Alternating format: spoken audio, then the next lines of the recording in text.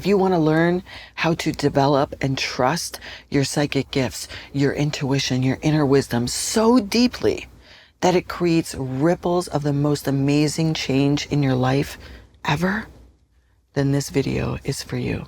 Let's go.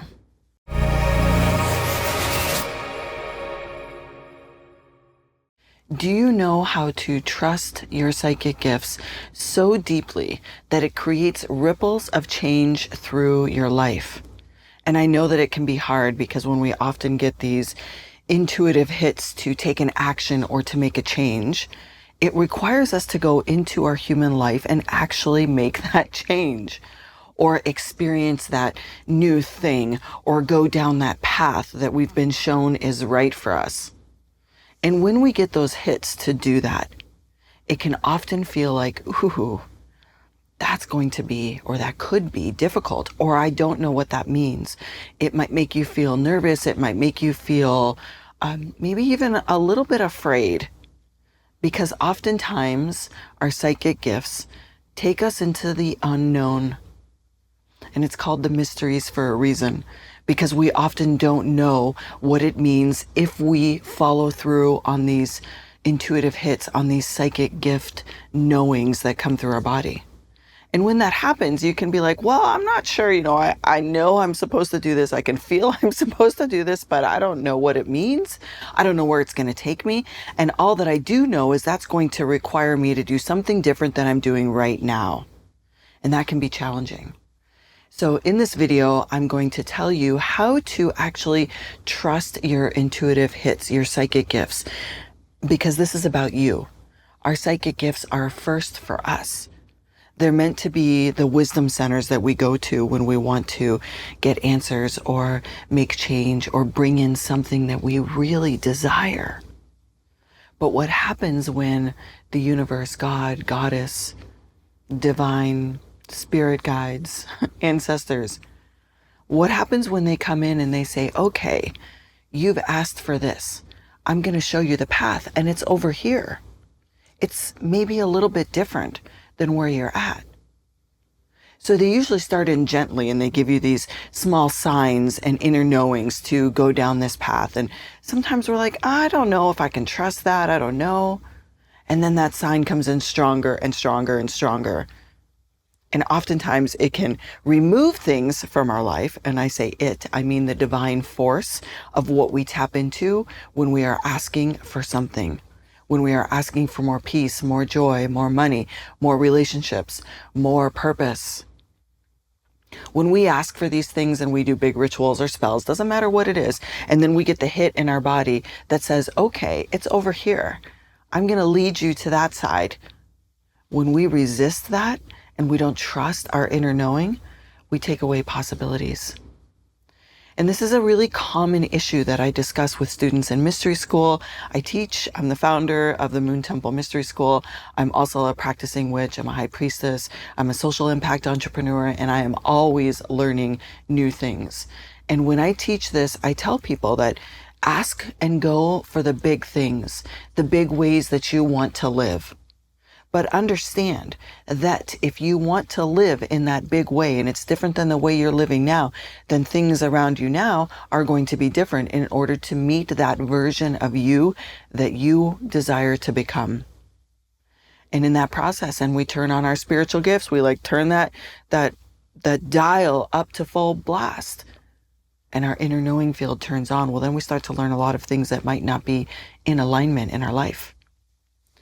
And this is always fascinating and interesting.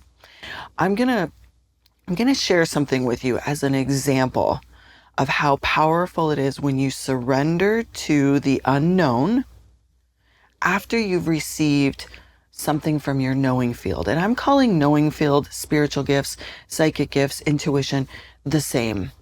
But really your psychic gifts will come through your body in a very different way. It's intuition that has been developed. We all have intuition. We all have psychic gifts. It's how deeply you have developed them. So I'm going to use those words kind of interchangeably because it naturally flows from me in that way. But I want to share with you what can actually happen when you listen to your psychic gifts when they come into your life, even if it doesn't feel comfortable, even if it doesn't make sense, even if you don't know what on the other side is going to look like, because we don't know.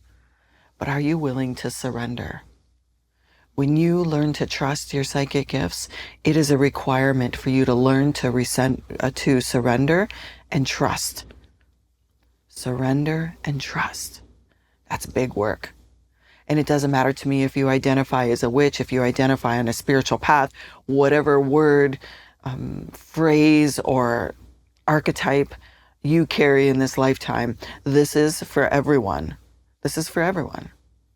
And even if you only prefer the word intuition instead of psychic gift, that's okay too. So about 7 to 8 years ago, I started to receive this, I call it a download, but let's just say like an intuitive hit that I needed to create some sort of ceremony for myself. I knew that I was going through like lots of growth and development. I knew that I had some new things on my plate that I wanted to work on. I also knew that I wanted to start writing a book. Like all of these things were kind of swirling in my field, and I didn't necessarily have the capacity in my schedule to do it. And every time that I would feel myself bump up against, I'm at capacity, but I want to build these new things, I kept getting the hit of, you need to make spaciousness to create a ritual to open the doors for this. And I didn't really know what that meant. I didn't know where, but I knew that it was coming. And I kind of took it slow. Like I'll say, I took it slow. I allowed it to percolate, but I was surrendered. I knew that this was coming into my field. And then one day, someone in my family came home from visiting South Dakota, and they brought me this beautiful little book about sage. And I'm like, oh, that's interesting. And I'm reading this book about a person who is deeply connected to the land and how they were going through this big transformation. And the author was from Taos. And I was like, whoa, because a few nights before that, I had dreamed of Taos. I didn't even know where Taos was. I think I knew it was in New Mexico, never been there, didn't know anything about it. And I kind of paused and I went, okay, let's look up Taos. So I went into Google Maps, I searched Taos. I'm like, okay, I see where it is. I see, how far it is from where I live. And I again, let that percolate. But the call, the inner knowing, my psychic gifts were stronger the moment I saw the word Taos. I remember dreaming about it. And then I searched it and I could feel it. And I'm like, okay, I think I'm going to be planning a ritual in Taos. I didn't know where, I didn't really even know why, but I could feel it. My body was like, there's magic to be had. You need to go to Taos. And I'm like, okay. So I still surrendered and let it percolate. A couple of days later, I went to visit one of my dear friends who didn't live too far from me. And she was laughing. She was telling me this story that this random book that she doesn't remember ordering appeared at a door. And it was a big book. It wasn't like a children's book, but it was created like that, meaning like thick cardboard, like super big, full of pictures. And I'm reading it. And the author was from Taos. And I'm like, okay. Message received. Got it. So I trusted this intuitive knowing. I started to feel some of my psychic gifts coming online, giving me visuals of this ritual I was going to do. I started writing it down. I'm journaling. And then I knew it was time. Like it was time to start planning where and how this was going to take place, even though I didn't really know what the outcome was. I knew that it was to create portals, like opening pathways for me. So the ritual was coming together, was beautiful, and I decided it was time to pick the date and the location. So I went into Airbnb and I started searching in Taos, and I found this beautiful house. And I did this quickly because at the time I was busy. I did this quickly, but I found this beautiful house that had one whole side of windows. I knew that it was going to be overlooking all this property that it showed. It was, out in the middle of nowhere. It was perfect. It was available in the nights that I had in my schedule. So I booked it. Done and done. And from then until the day that I departed, the ritual became very clear in my field because I was trusting what I was receiving. So now I had this ritual written out.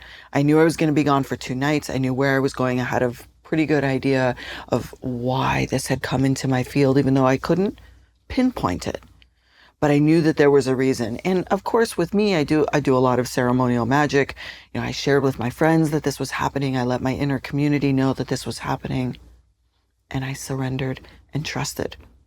So I get into my truck and I'm driving. I drive to Taos and I get there and, I unpack and it's pretty muddy. So I leave my boots by my truck.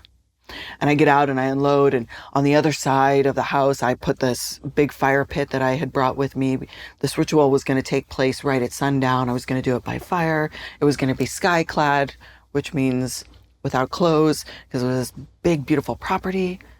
And I brought canvas and paint, and I was going to paint after. So I'm configuring the house and moving some of the furniture around lightly and lit my candles. I had everything ready. I was ready. And I was so excited. I mean, I just knew. I was mostly excited to, dance by the fire and let this ritual unfold and paint after and have some solo time. All of that felt really good. So I did a ritual cleanse, which I did in the shower, a ritual cleanse, and I put on this really sheer covering. I mean, not necessarily a robe, but it was sheer. There was nobody around, right? When we're solo, we can do our things naked if we want, but I wasn't too worried. So I was, pretty much exposed and totally fine with it. Everything inside was set up. I lit all my candles. I had created this beautiful tea and a tincture where I had infused the type of liqueur with the plants that I was drinking, and I had plants there to journey with. And I stepped outside the back door of the house to light the fire just as I could see the sun starting to, come down the horizon. And I stepped outside and realized I didn't have the lighter. And as I turned around to go back in the house to get the lighter, whoosh, the door slammed shut. The door slammed shut and locked. And so I kind of paused and I'm like, this is interesting. Didn't have my phone with me, didn't have the keys to my truck with me. And I thought, this isn't happening. I surely wouldn't be led to do this big, beautiful ritual in this beautiful property in Taos that I just planned for months and traveled and got there. And so I thought, okay, this is fine. So I had to trek through some desert brush to get to the other side of the door. And I got to that door and it was locked. I started to feel like hot. I could feel my body getting warm. I was starting to feel very exposed. And I'm thinking, okay, this is really interesting. I didn't realize at the time that I had booked it, but I had booked a place that was called an earth ship. So the back half of the house is buried under the earth, and the front half is lower on the ground, which was all the windows, and then a door on each side. So the back half of the house is actually buried under the earth. And I'm like, okay, well, No, this is not happening. So I started grabbing things to try to break a window to get into the house. If I have to replace a window, no big deal, but the sun was going down. It was going to get dark soon. I didn't have a fire. I didn't have a phone. And I happened to glance over behind me and I noticed that my boots had been left by my truck because it had been muddy outside. So I thought, okay, well, I'm trekking around this brush. I better put some shoes on. So I put my boots on. So here I am in combat boots, knee-high combat boots, and pretty much naked, other than a sheer little thingy. And I decided I needed to go get help. Just take that in for a minute. I'm on a property that's very open. I'm naked, except for combat boots. And I was about to do a big ritual where there are candles lit inside and it's getting dark and I'm gonna have to go get help. Oh my goodness. Oh, I can remember it. My body was so warm. I was not necessarily, I didn't have any fear necessarily, but I had wandering curiosity as to how I got led into this place and that this would happen. And so I just had to be brave. I thought, okay, that's part of this ritual is to learn bravery. So I decided to trek. So I trek miles across the property and I get to another Earthship house. And because of the way the houses are half buried and half shown, there really isn't a door that's visible. So I get to this house and I go around to the front and get in front of the windows and try to wave, and all the lights are off and there's nobody there. And I didn't get anyone. And I'm like, oh my goodness. Okay, I see another Earthship over there. I'm going to trek. So I walked another couple of miles, got to that house. And as I was about to get to that house, I realized there was a little dirt road leading from house to house, and it literally is just a little dirt road. So I decided to walk down the dirt road instead of through the brush. And as I'm walking down the dirt road, I start to hear a little rumbling of a sound behind me. And it dawns on me that there is a vehicle about to approach.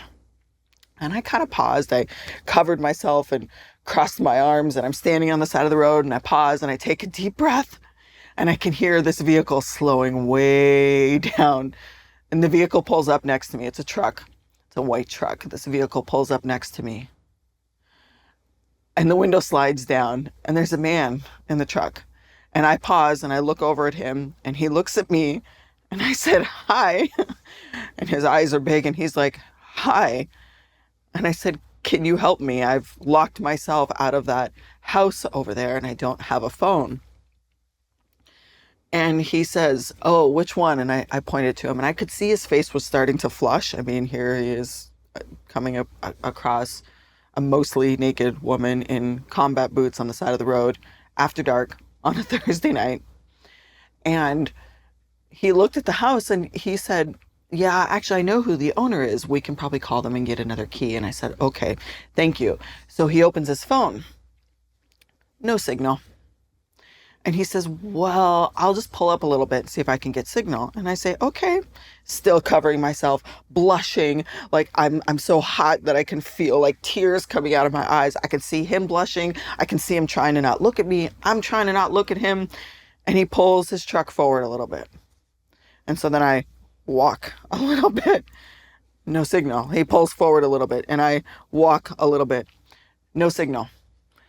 So he kind of pauses and takes a big breath, and he says, well, I think I know where they might be because, the owner, their spouse, works on construction in these houses, so he might still be around. We could go find him. And I said, okay. My voice screechy. And he said, would you like to get in? And I said, okay. Oh my goodness. So I stepped around the truck and I got in the passenger seat. Remember that I'm nude, okay? And I'm still trying to cover myself, and he's trying not to smile, and I'm mortified, embarrassed, shocked. And we drive to where he thought the construction person would be, and he wasn't there. And he decided to stop at another house where he knew someone else might be. And we pulled up into this driveway, and there were a lot of other trucks there. And he turned around and looked at me, and only in my eyes, he was focused on my eyes, and he said, I think you better stay here while I run in. And I could feel all the blood draining out of my face. And I said, okay. So he gets out and he runs in, and a few minutes later he comes running back, and I can see that he's been laughing. There's tears coming down his eyes. He's been laughing, and I can only imagine what he has told the people that he went in to ask for help, that he came across. All the things were going through my mind, what he came across on the side of the road. Oh my goodness. I was still in it. He said then that he thought he knew where the person would be, and it was a little further away, and he wanted to go through the fields instead of the roads, or it would take 45 minutes to get around, but we could bypass it by four-wheeling a little. And I said, no problem. So he's like, all right, so just hold on. So we go over the first bump, and then we go over the second bump. And the bump is so big that I literally leave the seat. My body flies up, my head hits the ceiling. I grab onto the handle. What little sheer robe I had covering me flapped wide open. I gulp out loud. Oh my God. He gulps out loud. Oh my God. And we laugh. He looks out his window. I look out my window. I start to pray out loud to the goddess. What is going on? Why am I here? How is this happening? He's mortified. And then the moment we came down from that bump and I reconnected to the seat and realized I was holding on, I knew in that moment I was in the ritual. This was the ritual. It took me that long to kind of get out of my human way to realize this was it. This was part of the experience. And then I surrendered. I knew it would be okay. I knew then that this was a whole part of it. And at that point, this man who introduced himself as Gunnar, he started having a little conversation with me. He asked, like, what were you doing outside without your clothes on? And I said, well, you really don't want to know. And I didn't answer the question. And he chuckled. So we drove around for probably 30 minutes, never found anyone. And then he remembered, oh, I've worked on that house. I might know where a spare key is hidden. So Gunnar, drives back to the house, and, there's no lights. So we're using the lights of his truck, and he was able to go into a spot, like a utility cupboard that's buried in the ground because they're earth ships, found a spare key. So we walk around to the back of the house where I had locked myself out, and the fire pit was there. And he goes with the key to the door, and he looks inside, and he sees all the candles lit, and there were tables and flowers. And as the key was about to enter the door, he stepped back and he turned and he looked at me and he said, oh. And he opened the door and he let me in. Now, what took place after that was a lot of different visitors, owners of the house. Gunnar returned. People came back. They wanted to make sure I was okay because it spread like wildfire in this little community that some woman had locked herself out of the house naked. So there was some disruption. But finally, when that settled, I closed all the blinds. I decided not to do the ritual outside. I completed the ritual inside, and I literally was so connected to the heat in my body, and I was so surrendered to the whole experience, and my mind was so blown, and I painted, and I sat through it, and I was, whoa, I was so amazed at what occurred. I could never have anticipated that it would go the way that it did. Now, let's fast forward a few years later. So I let that ritual be what it was. It was beautiful. I got some really big downloads. I journaled. I went on a journey with this most beautiful, deadly, poisonous plant that I work with now all the time. Like, there were lots of outcomes that I knew and trusted were really special. And I thought that was it. And then a couple of years later, I was actually starting to write a book. And when I was writing this book, I could feel that there was this entity with me the whole time, and it was a positive. It felt like a guide, but it wasn't an energy I had ever experienced before, and I didn't know anything about it. And I'm trying to write, and I could feel this, and I called in some help. I went to a dear brother who is very good at giving intuitive insights, especially into me. So I contacted him, and I explained that I was writing this masterpiece, and there was something with me, some guide with me, but I didn't know who it was, and I would like a little insight because I thought maybe that would help smooth some of the process that I was in. So him and I went on a journey. We're in ritual space, and he pauses and he says, oh, you have a guide that's a bear sark. And I said, well, what's a bear sark? And he said, the word berserk, right? And I said, yeah. And he said, well, Odin had members of his army that were bearsarks. They would transition and they would shapeshift into animal form as a way to be invincible. And they would be in these animal forms, and there was only, one way to actually bring them back after they've been in battle. Only one way to bring them back to their human form. And I said, well, okay, well, what is that? And he said, well, one of the ways after battle that you can bring a bearsark back to human form is to throw hot coals at them. He said the second way is the sight of a naked woman. And in that moment, my body recoiled. I felt myself go fully backwards, like in my seat. And then I leaned forward again, and he's like, oh, I have his name. I said, okay. He said his name is Gunnar. I'm literally sitting in my chair. I'm on a Zoom, like we're doing this by Zoom, and my head falls down and hits the edge of the table. I'm mind blown. And then I pause and I tell him the story of Gunnar rescuing me on the side of the road, naked. And this person, this brother of mine said, "Ah, your spirit guide appeared to you in human form." So everything that I thought I knew in that ritual, the meaning of doing that work, didn't fully process until years later when that whole loop got closed. So when we trust our psychic gifts and when we learn how to lean into things and to following paths like the breadcrumbs that we're given, no matter if they make sense or not, the other side of that is more magic than you can possibly imagine. And I'm going to teach you this. I'm going to teach you how to lean into the wisdom that you receive and how to take action and surrender to not knowing the outcome. And I'm going to do that in the program called Extraordinary. That's what I do. That's where I teach this. So make sure you use the link in the show notes and join me.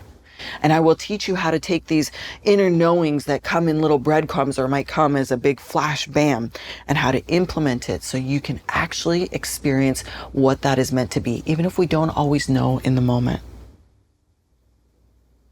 I hope to see you in Extraordinary. I hope to see you joining programs that allow you to live in such magic where your mind can be blown and your magic is so significant that your head falls on a table and goes boom, because your mind is so blown and you just have to step out of your mind and just be wowed by the amazing possibilities that occur when you learn to trust your psychic gifts and where they lead you. Because I promise you, where they lead you will be beyond what you can even comprehend.